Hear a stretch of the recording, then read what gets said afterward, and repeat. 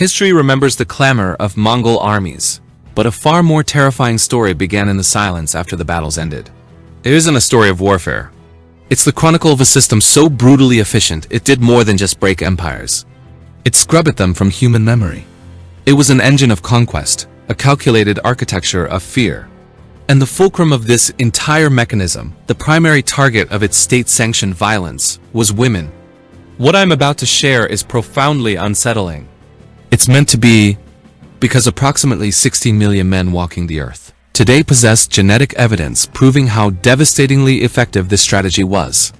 Their very DNA is a testament to what unfolded when one civilization concluded that fear wasn't a byproduct of war. It was the sharpest tool. This wasn't an accidental discovery. They sharpened this strategy. They mastered it. They transformed human agony into a quantifiable science.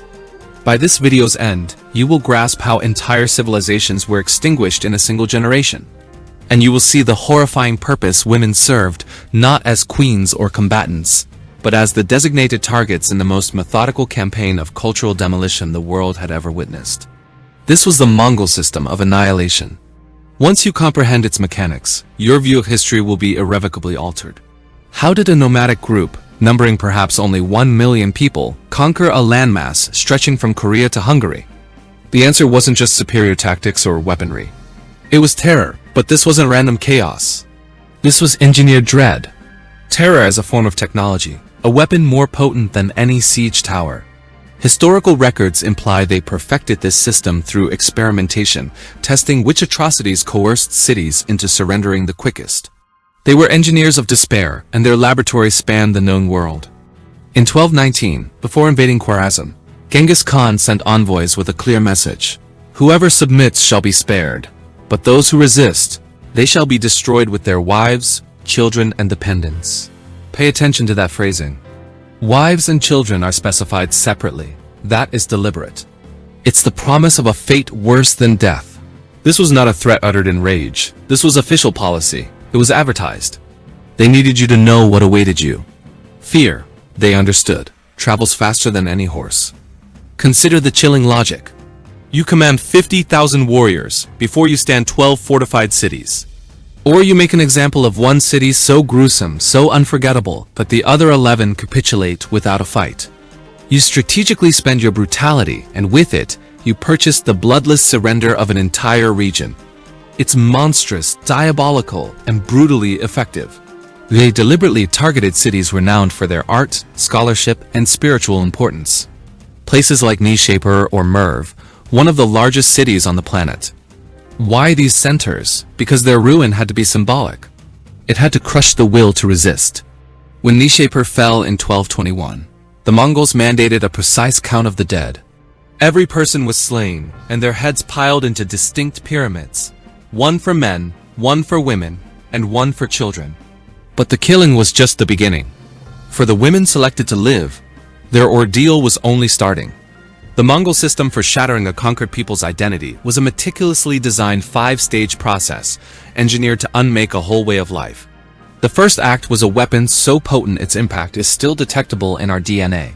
The systematic deployment of forced procreation as a tool of genetic dominance. When a city was taken, women were categorized like prizes. The highest born, the daughters of rulers, were claimed by Mongol commanders. This was less about lust and more about a strategy of replacement. When you compel captive women to carry your offspring, you aren't merely conquering the present. You're seizing the future. Those children would be raised as Mongols. Their mother's language forgotten, her faith forbidden, her history erased within one generation. It's destruction without rubble, a genocide without graves. In 2003, geneticists uncovered a Y chromosome lineage that appeared in Mongolia roughly 1,000 years ago. An estimated 16 million men alive today are carriers of this genetic marker, sharing a common ancestor from the era of the Mongol Empire. This isn't natural population expansion. This is the genetic footprint of conquest. But the Mongols knew you cannot simply erase a people's future. You must also annihilate their present. You have to crush their spirit. That brings us to the second act, staged publicly as psychological theater. They understood that a culture's honor was tied to the sanctity of its women. They identified this vulnerability and applied force with surgical brutality. On February 13, 1258, Baghdad fell. This was the center of the Abbasid Caliphate, home to the House of Wisdom. After the walls were breached, the Tigris River was said to have run black with the ink of countless destroyed books, then red with blood. Here, the brilliance of Mongol psychological warfare is revealed. The women from the caliph's own palace, women who had lived in seclusion, viewed as almost sacred, were dragged into the streets. Their veils were ripped off, their clothes torn, and they were paraded through the markets. This was a message: your leaders cannot protect their own. Your God has not saved you. The women were then sold into slavery, some for a single silver coin. The price wasn't about economics. It was about contempt. For the men who survived, it was a psychic wound that could never heal. The third act was a siege tactic so cruel many believed it was an exaggeration. But multiple sources confirm it.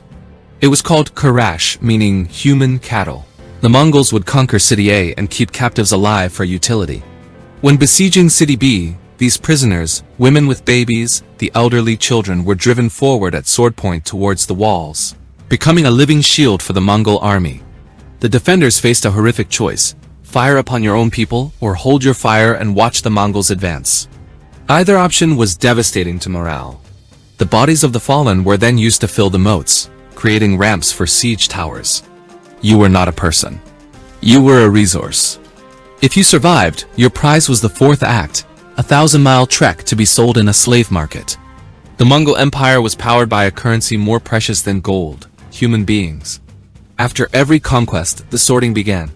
Artisans were sent to the capital, laborers to work camps. And women were the most valuable commodity. Women from present-day Uzbekistan were sold in Mongolia. Women from Baghdad in China. The Mongol Empire established the most efficient slave trade network since the Roman era. Entire ethnic groups were dispersed so completely that they ceased to exist as distinct peoples. The genetics of Central Asia today show a remarkable degree of mixing, the lasting signature of this immense forced relocation. But there is a fifth act, perhaps the most insidious: the deletion of memory itself. When the Mongols burned cities, they specifically targeted the keepers of cultural knowledge. Poets were slain, historians executed, and scholars eliminated. Anyone who could transmit cultural memory was a threat.